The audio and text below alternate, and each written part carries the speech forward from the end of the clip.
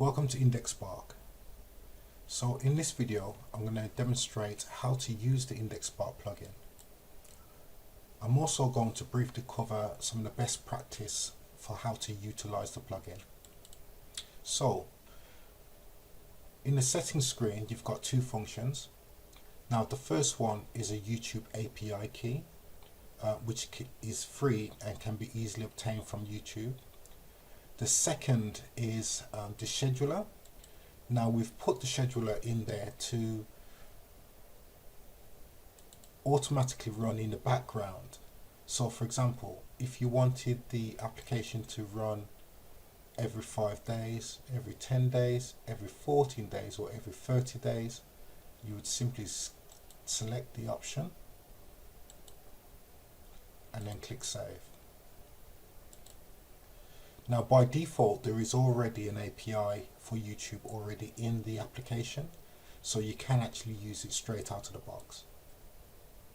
Now the great thing about this application, it's very easy to use. There's only 3 steps that are involved in terms of the indexing process. So the first step is you would select the categories. So in this example I've just got one category. You select whether it's pages or posts you would like to index. Then click next.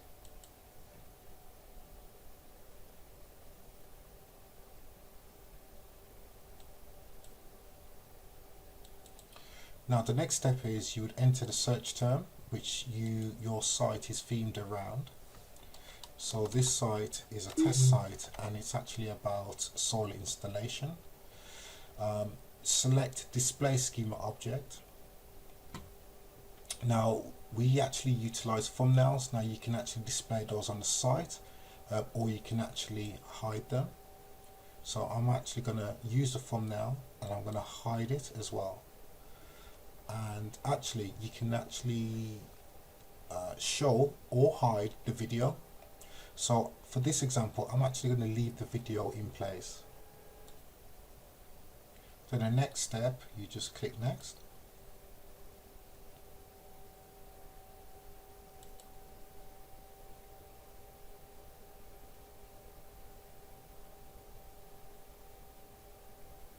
Okay, that's now done.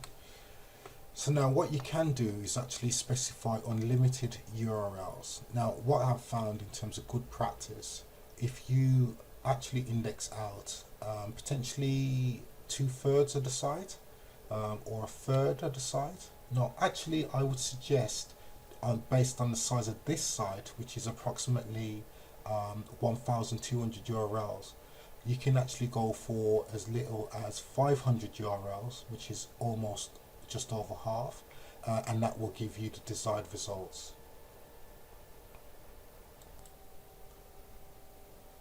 And then finally all you need to do is click generate. And that's pretty much it. Now one of the things I would highly recommend is once you actually run IndexSpark, leave it to run. I prefer to actually index late at night.